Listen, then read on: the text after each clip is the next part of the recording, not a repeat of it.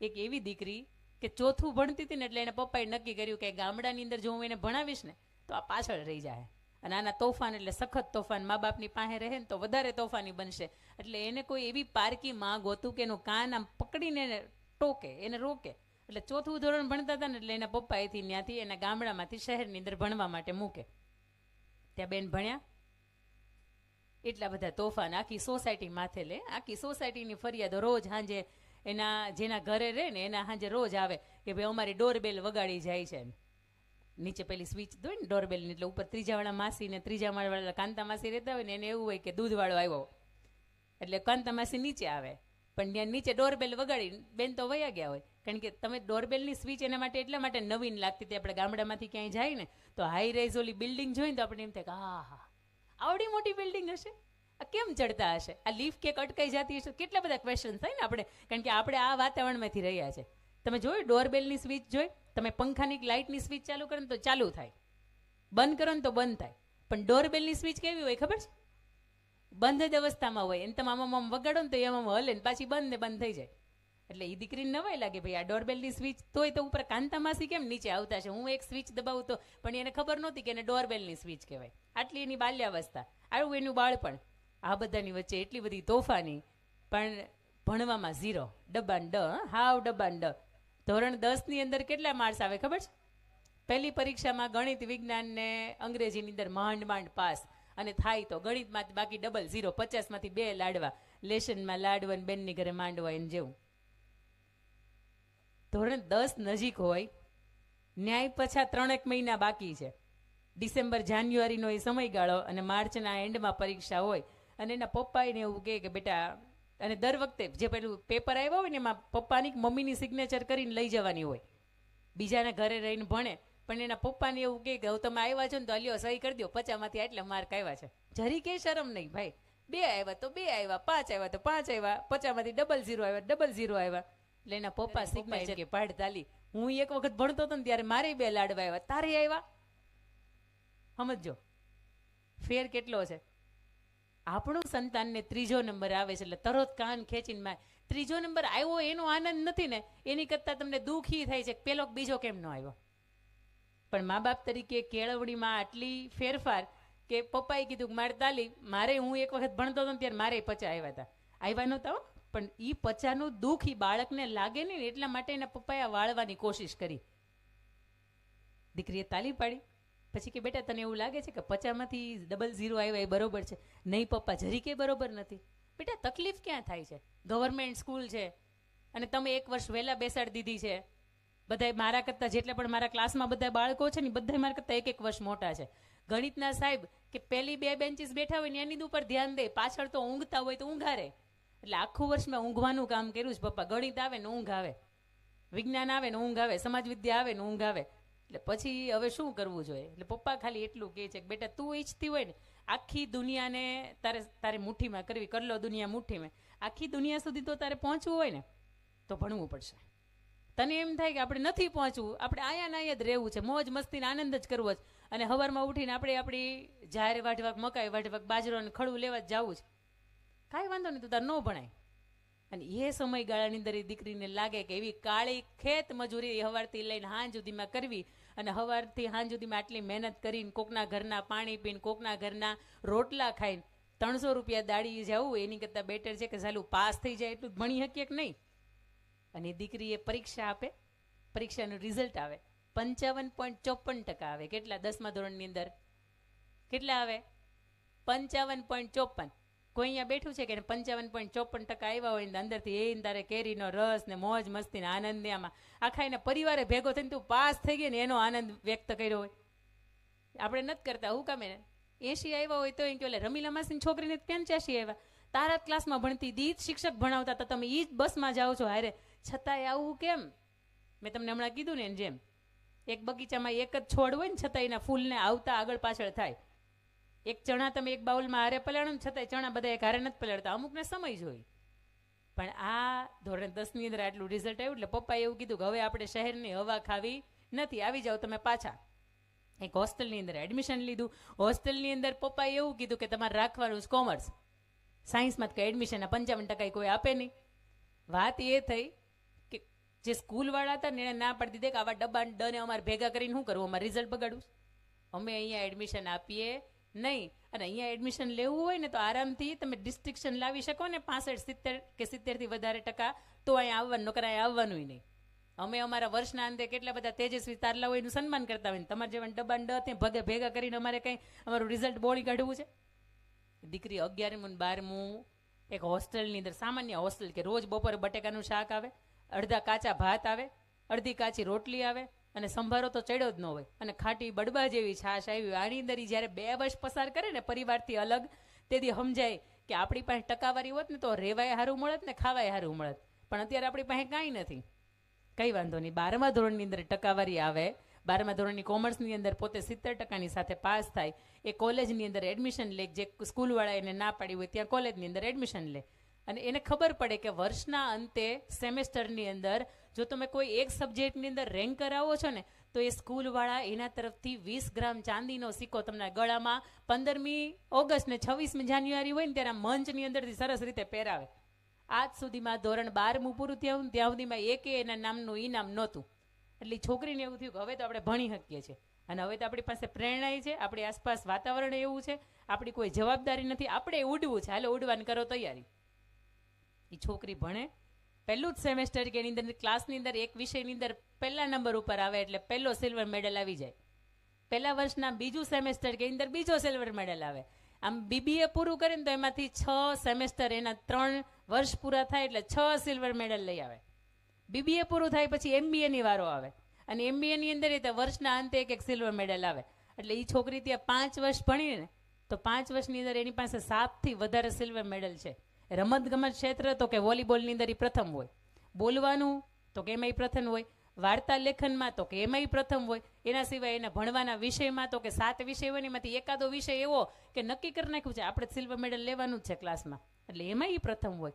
અને જે સ્કૂલવાળા એને ના પાડી હતી એ એમબીએની અંદર કોલેજ 4th તરીકે આવે અને એના મમ્મી પપ્પાને સામેથી બોલાવીને એવું કે સારું થયું તમારી દીકરી અહીંયા હતી, અમે ટોપ 5ની અંદર એનો ફોટોગ્રાફ કે એનું નામ અમે છાપી શક્યા છીએ. આ છોકરીના લગ્ન થઈ જાય, પપ્પા કહે કે ઘર ઠેકાણું સારું છે, લગ્ન થાય અને એ પછી એક વખત એક કંકોત્રી ઘરે આવે અને કંકોત્રી અંદર લખ્યું એક ડૉક્ટર રાહુલ અને ડૉક્ટર દીપાલી.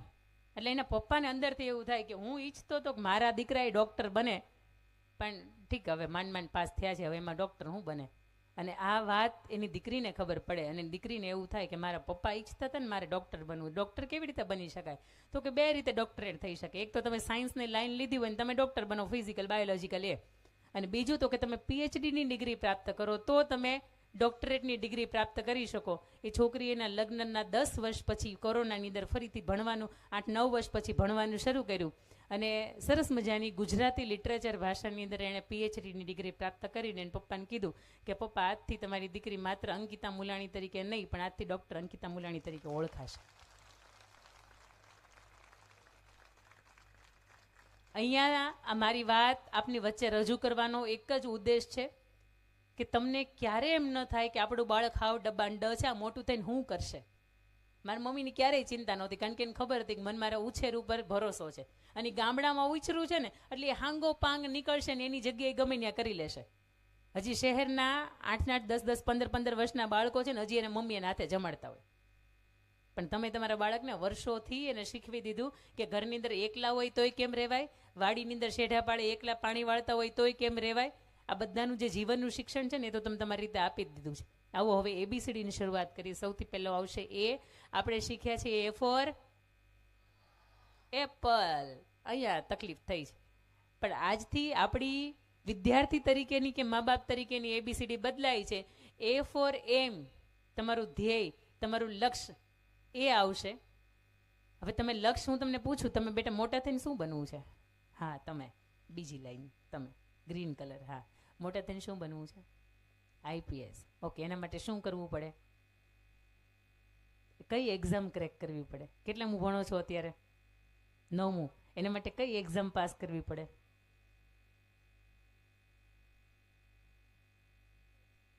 યુપીએસસી. તમારે બેટા શું ભણવું છે? મોટા થઈને શું બનવું છે? નથી નક્કી કર્યું? કાંઈ નહીં, આપણે આજે નક્કી કરી નાખશું. હા તમે હા તમારે શું બનવું છે બેટા મોટા થઈને? તમે ક્રીમ કલરનું જેકેટ, હા, ક્રિકેટર, એન્જિનિયર બનવું છે, ઓકે. અહીંયા દરેક વ્યક્તિ બેઠા છે ને એની પાસે એનું પોતાનું લક્ષ્ય નક્કી કરેલું છે, અને ન કર્યું હોય તો કાંઈ વાંધો નહીં. આવો માતાજી આપને વંદન છે. ન નક્કી કર્યું હોય તો આજે આપણે નક્કી કરી નાખશું કે આપણે હું બનવું છે. હું કામ એને ખબર છે? તમારે જવું હોય ભાવનગર, તો તમે ભાવનગરની બસમાં બેસો ને તો તમે ભાવનગર પહોંચો, હા કે ના? પણ તમારે જવું હોય ભાવનગર અને અહીંથી કોઈ પણ ચાલુ બસની અંદર બેસી જાવ, બોલો ભાવનગર આવે? અઠે ગઠે આવવું હોય તો આવી જાય, પણ બાકી ન આવે તો તમે ભાવનગર જેટલું 50 કિલોમીટર આમ થાય ને તો તમે આ બાજુની દિશામાં વયા જાઓ ને તો ભાવનગર 100 કિલોમીટર દૂર થઈ જાય. એક બાળકને મેં એક વખત રાજકોટનો સેશન હતો ને મેં એને પૂછ્યું કે તમે બેટા શા માટે ભણો છો? એટલે કે મમ્મી ઘરેથી 7 વાગે ઉઠાડીને ધક્કો મારી મૂકે છે ને એટલા માટે. પાછા 12 વાગે સ્કૂલવાળા ધક્કો મારી મૂકે એટલે અમે ઘરે આવીએ. ઓલો બોલ હોય તમે અહીંથી ફટકારો ત્યાં જાય, ત્યાંથી ફટકારો કેમ આયા આવે? પછી બીજો એક બાળક મેં એને પૂછ્યું કે એને તમારે કે મોટા થઈને તમારે શું બનવું? તો એને મને શું કીધું ખબર? કે મારે બસનો કંડક્ટર બનવું છે. અદ્ભુત છે. મેં કીધું, મેં પીઠ થાબડી કે વાત, તને નાનામાં નાની નોકરી છે ને એને તું મોટી નોકરી સમજે, સરસ, ચાલો મેં તારો વિચાર હારો છે, પણ હું કામ એને બનવું છે? મને શું કીધું ખબર છે? મારું ગામ બેન અહીંયાથી 17 કિલોમીટર થાય, રોજ આવું ને તો રોજ છૂટાની મગજમારી છે, મારે ટિકિટ ન દેવી પડે ને એટલા માટે મારે કંડક્ટર બનવું છે. આજે તમારા બાળકની પાસે એક સ્વપ્ન છે, અથવા તો કોઈ સ્વપ્ન નથી ને તો એને દેખાડજો. કોઈ મહિલા ક્રિકેટર હોય ને એનો ફોટો બતાવજો ને એને પૂછજો કે બેટા કોણ છે? તો કે મિતાલી છે. આ કેવી રીતે ક્રિકેટર બની? ક્યારેક એની હિસ્ટ્રીની બાજુમાં બેસીને એને કહેજો. આ કોણ છે? તો કે સચિન તેંડુલકર છે. ભાઈ ધોરણ 10ની અંદર ફેલ, મારી જેમ એકે પાઠની અંદર પાસ ન થાય છતાંય આજની મહારાષ્ટ્રની જે ગવર્મેન્ટ છે એના 8મા ધોરણની અંદર પહેલું ચેપ્ટર સચિન તેંડુલકરનું ભણાવે છે. શું કામ? એને 1989નો ધડાધડી વર્લ્ડ કપની એક બાજુ ઇન્ડિયાની ટીમ છે, એક બાજુ પાકિસ્તાનની ટીમ છે, અને બરાબરીનો કસાકસીનો ખેલ જામે. શરૂઆતની થોડીક જ એવી ઓવર કે જેની અંદર ઇન્ડિયા હારી જાય પાકિસ્તાનના મેદાનની અંદર જઈને. આવી કટોકટીનો સમય, એક ફરફરતો બોલ આવે અને 16 વર્ષનો સચિન તેંડુલકર બોલ ફેસ ન કરી શકે. હજી તો બોલને જુએ ને ત્યાં બોલ અહીંયા આવી જાય, સટાક કરતો નાક ઉપર વાગે, નાકમાંથી લોહીની ધારા શરૂ થાય. નવજોત સિદ્ધુ ને સચિન તેંડુલકર બંને સાથે રમે છે. નવજોત સિદ્ધુ એવું કહે કે સચિન ગો ટુ પેવિલિયન તરફ ભાઈ તું જતો રહે, તારાથી રમવું નથી. ત્યારે સચિન એવું કહે છે કે મેં ખેલેગા, ભલે મને લોહી નીકળતું, ભલે હું 16 વર્ષનો હોય, ભલે મારે બોલ ન દેખાય, પણ હું રમીશ. અને નવજોત સિદ્ધુની સાથે પોતે ખુદ 57 રન કરે છે, નવજોત સિદ્ધુ 97 જેટલા રન કરે છે, અને બંનેની પાર્ટનરશિપની અંદર 155 થી 60નો સ્કોર કરે છે. અને જે હારી જવાની ટીમ ઉપર હતું એ સિરીઝને સચિન તેંડુલકર જીતાવે છે. આ અંદરની સ્પિરિટ હોય ને કે હું કરી શકીશ, મારું લક્ષ્ય શું છે? તો કે મારું લક્ષ્ય છે શ્રેષ્ઠ ક્રિકેટર બનવાનું. અને આજે તમે એનું હોય ને ક્રિકેટના ભગવાન તરીકે ઓળખીએ છીએ. એનો અંદરનો જે સંઘર્ષ છે ને એ બહુ અદ્ભુત સંઘર્ષ છે. એને કોઈ પત્રકાર એવું પૂછે કે તમે આજે સચિન તેંડુલકર તરીકે ક્રિકેટના ભગવાન કહેવાઓ છો, તો તમારો સંઘર્ષ શું હતો? અને ત્યારે સચિન તેંડુલકરે એવું કીધું હતું કે 365 દિવસમાંથી સવારમાં 6 વાગે મારું સરનામું, એટલે તમને નેટ પ્રેક્ટિસ છે, કંઈ ક્રિકેટની પ્રેક્ટિસ છે ને એની અંદર હું તમને મળું. મને તાવ આવતો હોય તોય હું એ ક્રિકેટના ગ્રાઉન્ડમાં ઊભો હોય.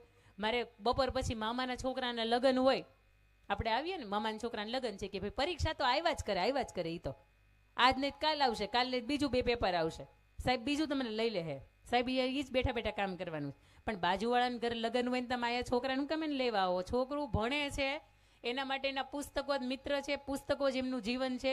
એ ભણવાનું પૂરું કરી લેશે ને પછી એના જીવનમાં આખી જિંદગી લગ્નનું ખાવાનું જ છે ને. પણ એ કદાચ ભૂખ્યું રહી જાય, ટાઢી રોટલી ખાઈ લે, એમાં વાંધો નથી. ત્યાંથી તમે ગયા હોય ને તો એનું ટિફિન લેતા આવજો, પણ એનું શિક્ષણ કાર્ય બગાડીને કોઈને લગ્નમાં જમવા ન લઈ જતા.